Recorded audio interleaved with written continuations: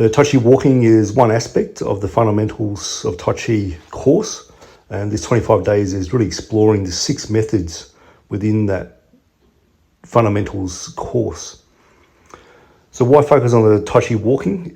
The legs are the fundamental part of the practice to really get right, get strong, really good alignments, learn how to use all the principles of Tai Chi. A lot of it's in the legs, so how to tuck your pelvis a little bit and when it shouldn't be tucked to, how to spring load the qua, so where I'm pointing now, that's the qua, how to spring load that area, how to align your knees properly, relax your knees so force goes through your knees and not into the knees, how to have a good sense of weighting and pressure through the tripod of the foot, which I showed just a moment ago when I was pointing to my foot, that's the tripod. So weight needs to always be going through the tripod because it helps internal rotation in the hip, supports the knee, gets the right muscles activating, gets the fascia activating as well. So the 25 days is continuous, so every day we do practice, and it's going to be light, medium and heavy days. So we can't train hard every day. We're asking for injuries if that's the case. And people have different body conditions to begin with. So some days is a big focus on sitting. So just getting the hip joints moving, getting the tibias, be able to internally, externally rotate, that's massive. Because it links in with the pronation of the foot and the movement of the midfoot. If the midfoot's really stiff, there's usually problems. There can be problems in the knee, it's usually stiff or can be pain. And the hips don't have very good flexibility generally too. And we really want to be able to open up the waist as well. So this exercise is to really open up all the joints in the lumbar spine and the sacroiliac joint. This exercise showing you how to open up the lower fibers of the glutes while also expanding the rib cage towards the back. So it's really important to get because it influences the position of your pelvis in space. If you can't expand through the back of your rib cage, there's more of a sense of your center of mass pushing forward, and that means that there's more pressure in the front of the feet all the time. The hip flexors are always tight. The diaphragm can't even function as adequately as it could. So the practice will be 30 minutes each day. And part of the practice is also a lot of prehab exercises too. So we'll do at least one prehab exercise every day. And that's to ensure that the tissues of the body are affected in the best way. So we're releasing the bottom of the feet, getting good pronation going through the legs. And what I'm showing here is exercise to really open up and ensure good pronation going through the heel and the midfoot. And if that's not happening, it's really difficult to ground your neurology for the brain to sense into your feet properly. So then if it can't ground properly, it grounds through your hip in usually a dysfunctional way, or it grounds through the knee. So the knee is a weight transfer joint, means that force should go through it, not into the knee, not stay there. So these exercises all make sure that you can transfer weight through the knee into the foot can pronate. The hip can follow and then move into a side motion as showing there. Circle walking is part of it. This comes from Tai Chi, it's not from Bagua, even though there's a big overlap. And the circle walking helps dramatically with the internal rotation of the hip and also the internal rotation of the tibia.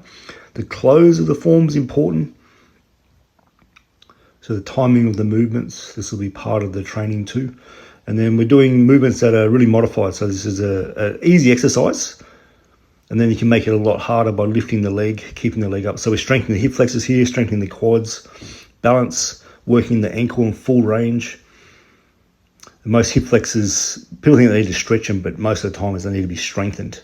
So that's what that does. And then this is one of the early beginning exercises for Tai Chi walking. It's just learning how to shift your weight, maintaining a good spine alignment, top relaxed, a good frame in the body, or staying relaxed downwards.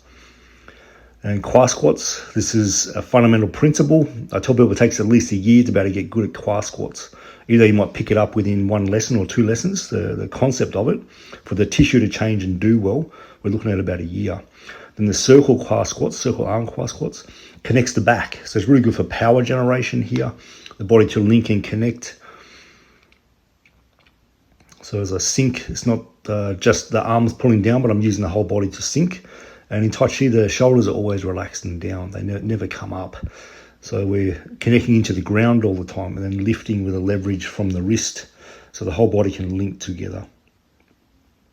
There's a concavity that happens with good Tai Chi practice because it actually connects the body better. The whole body becomes a unit. And we want to free up the spine. So a lot of people with knee injuries I found, or hip injuries, they have a spine that's not that flexible. And if you've ever injured your back, it makes you feel like an old person. So it's a big thing in Tai Chi. If you really want to feel young, maybe flexible and mobile, you need a flexible, strong spine. And that's a big part of what the Tai Chi walking can develop. The stronger your legs are, the better the alignment and connection to the ground, the actually healthier the spine can become, because it can actually rest into the base properly. And this is the opening of all Tai Chi movements. So when I do this movement here, when you first start, you feel just the shoulder working. In time, you feel it between the shoulder blades stretching. Then as you practice more and more, you feel that as soon as you start, you feel the pressure go into your feet. So as you lift your arm, there's a sense of pressure going downwards, which is really good. And the arms need to connect with the spine. It's not just arms hanging in space. And this here, the dragon stepping, that's a primary exercise we're working on before we move into the more traditional Tai Chi walking. And adding arms, being really clear about where the weight needs to be at different times, that's all a big part of the practice.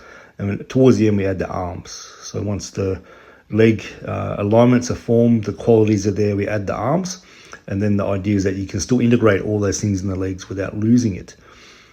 So the brush knee and repulse monkey. And then turning the hip in. How to turn in Tai Chi walking is really important.